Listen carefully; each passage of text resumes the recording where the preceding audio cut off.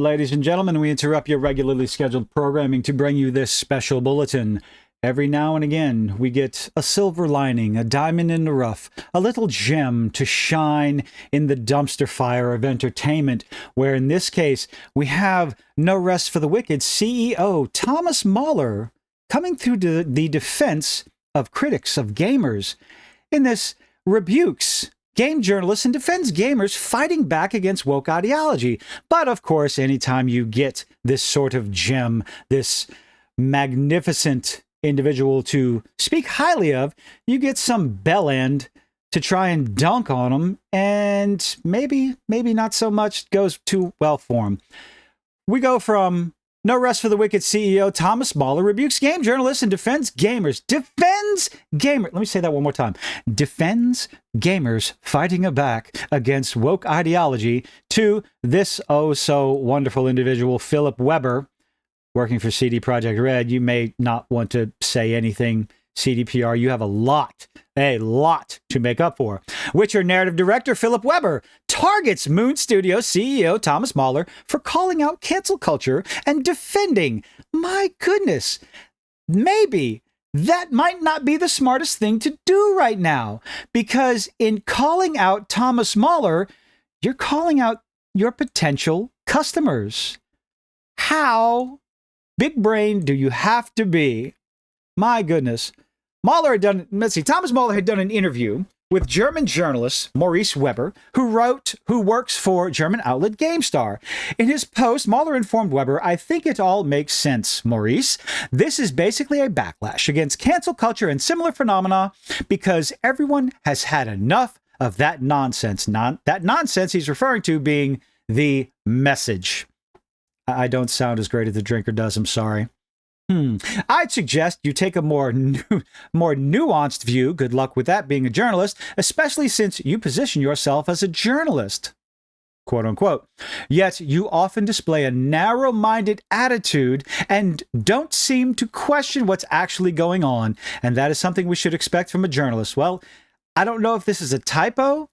Maybe he meant to say that is something we should not expect from a journalist. But nowadays, at least from the mainstream, it's exactly what we expect. Far less nuanced. They don't question anything that's going on, and they are quick to judge, quick to name call, quick to place blame on the customer whenever they find the story, the message, the character of a video game to be complete and utter garbage. He added, just because you personally haven't been affected by cancel culture doesn't it mean there hasn't been a lot of foolishness happening. And it's still ongoing, and it's only a matter of time before it impacts you too. Next, Mahler quoted Pastor Martin Niemöller. I didn't pronounce that right. Here's the quote. "Consider this famous statement. First, they came for the socialists, and I did not speak out because I was not a socialist. Then they came for the trade unionists, and I did not speak out because I was not a trade unionist. Then they came for the Jews, and I did not speak out because I was not a Jew. Then they came for me, and there was no one left to speak for me." Now this quote, I love this quote, because it holds so much value nowadays. Just because it isn't happening to you doesn't mean it will not happen to you. And if you see something happening that is wrong, you should speak out about it with all your heart and with all your fervor, with everything you can push forward to it. Because eventually it will come for you, and you have to understand that. Regardless of what side you're on, if you believe in it, speak on it. Put your points forward, and if they make sense, you'll get enough people on your side. Instead of allowing artists, his quote continues, instead of allowing artists to just be artists, Hollywood and most of game developers of the West Coast have decided that it's appropriate to use films and video games as platforms. That's a lovely idea. Use them as platforms. They're not escapism. They're not entertainment. They're not artwork. They're not anything like that.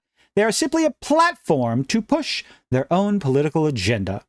And if you argue otherwise, I would expect a journalist like you to back it up through research. But the problem is, if you argue otherwise, if you argue that entertainment is not a means to push your political agenda, then you are wrong nowadays, at least according to the mainstream journalists. Let's see. He went on, moreover, it's because the norm to point fingers at others, particularly at those who may think differently from us. The norm is to point fingers at others. Rather than allowing others to be different and listening to them regardless, we attack them outright. I see that happening from both sides of the ideological aisle, and I do think that's a problem across the board. Let people be people. As long as you're not forcing your views, and that is the main problem, that one side or the other sees the political ideology or the religious ideology being pushed down their throat, being forced upon you, upon one another in some way, shape, or form, and claiming and screaming from the rafters that you must accept it. And that's not entirely true. We don't have to accept it. We don't have to watch it. We don't have to indulge in it. We don't have to follow any of those rules. We can turn it off, ignore it, and move on to something else, just like the other side can do to us. And that's fine. What you can't do is continuously call people ists and phobes and names and all this other things and put these blanket statements, these blanket labels to condemn any and all criticism as racist, bigoted, sexist, homophobic, transphobic, or whatever. You can't do that. It doesn't fit. These words, these accusations do not mean anything anymore. And the normies, the average individual who just watches shows and plays video games to be entertained, is starting to wake up more and more every day to see this. You do you, boo, but don't tell me I have to play along. That's how it needs to be.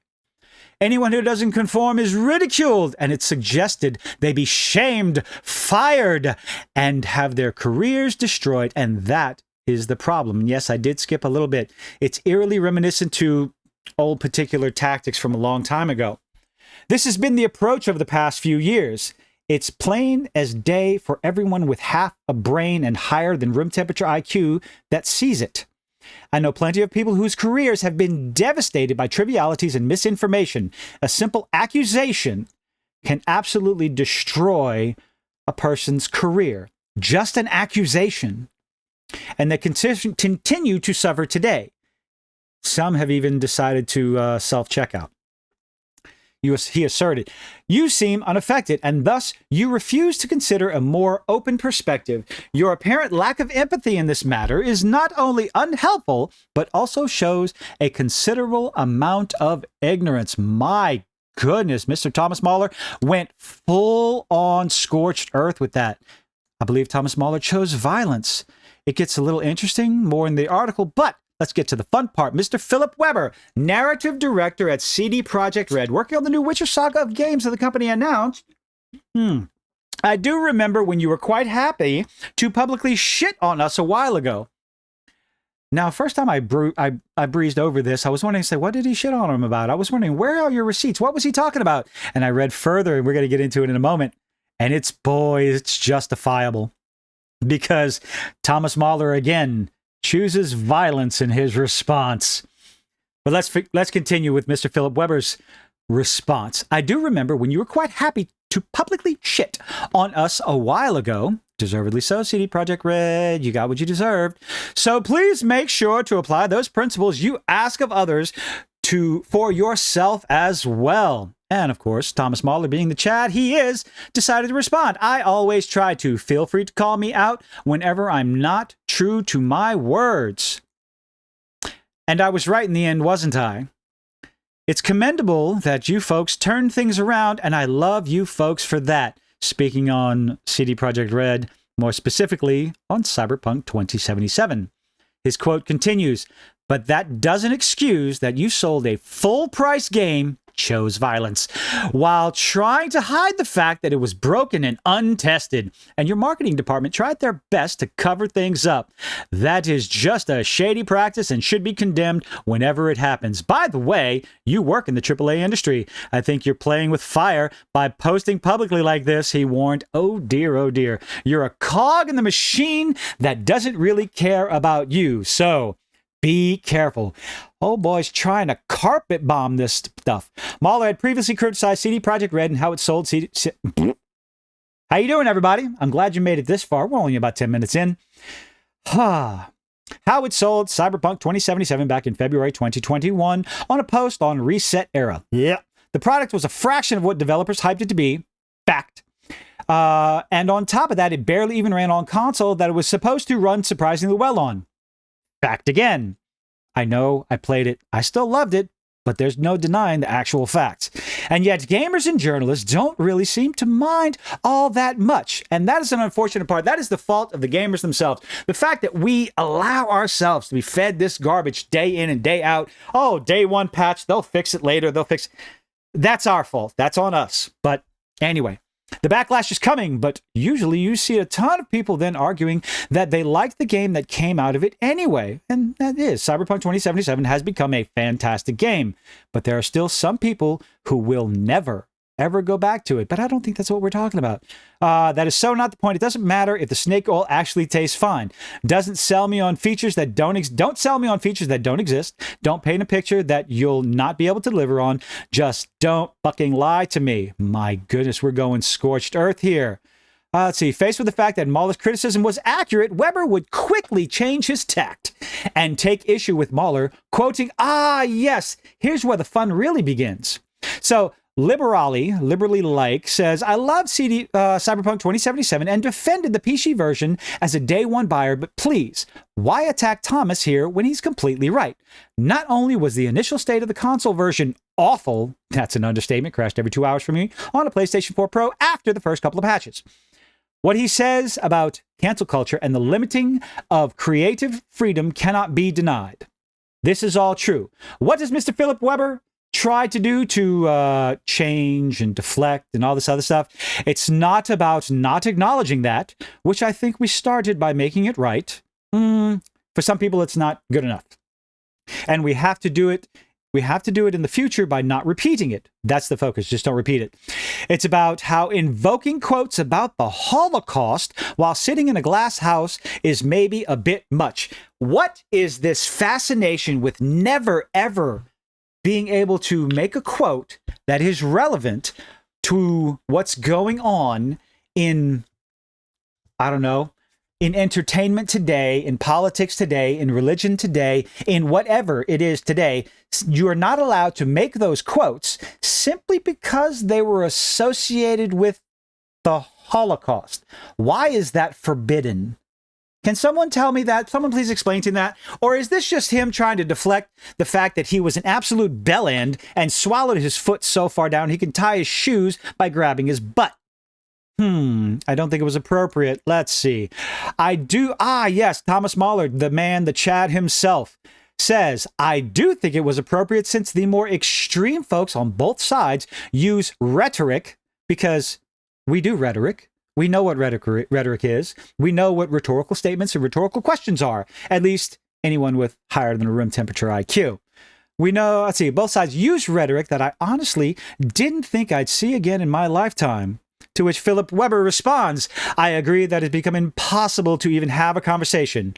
In what world? There's no problem in having a conversation if you come at it in good faith and stop making comparisons that don't need to be made. But I feel going extreme like that doesn't help anything. It's not going extreme. It's using a good example of why you should come to the defense of people because they deserve defense. Because eventually they'll come for you. It's a very basic thing. You defend, in a sense, basically what it boils down to, you defend freedom of speech, even if you do not agree with it. Because eventually the people who are against freedom of speech will come after the things that you say. You defend all speech, even the speech you disagree with. That is essentially what that quote means today. You absolutely, and again, I'm going to say this again for everyone in the back for the third time. You defend those, you defend all freedom of speech, all speech, even what you disagree with. You defend their right to say it, even if you disagree, because eventually someone will come for you because they'll disagree with what you have to say. I think the third time I said that made it even more confusing, but I hope you get the gist of it all. I feel going extreme like that doesn't help anything. Of course it does. It just makes all sides more extreme. No, it doesn't. You're getting a little hyperbolic there.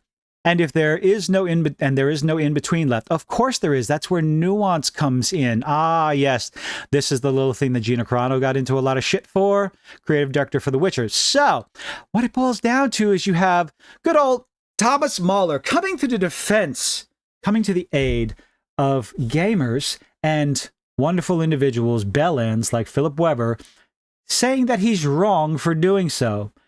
Whose side are you on? Let me know what you think in the comments. Leave a like, leave a dislike, do all those nifty little things that YouTube is begging you to do. And I hope to see you on the next one. Bye-bye.